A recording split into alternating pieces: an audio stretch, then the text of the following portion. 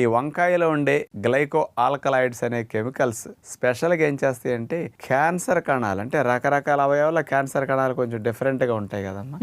బాడీలో ఏ రకమైన క్యాన్సర్ కణం ఉన్నప్పటికీ ఆ క్యాన్సర్ కణానికి బ్లడ్ సప్లై కట్ చేస్తుంది అనమాట. రక్తనాళాల మార్పులు తీసుకొచ్చి పోషకాలు వెళ్లకుండా చేసేస్తుంది అనమాట. దానివల్ల ఏమవుతుంది, క్యాన్సర్ కణకి న్యూట్రిషన్ అందక క్యాన్సర్ కణం చచ్చిపోతుంది. ఇక స్ప్రెడ్ అవడానికి ఛాన్స్ లేకుండా చేయడానికి ఈ గ్లైకో ఆల్కలాయిడ్స్ అని మెయిన్ ఉపయోగపడుతున్నాయి అంటున్నారు. అలాగే మరొక కెమికల్ సొలసడైన్ అనే గ్లైకోసైడ్ వంకాయలో స్పెషల్ గా ఉంటుందన్నమాట.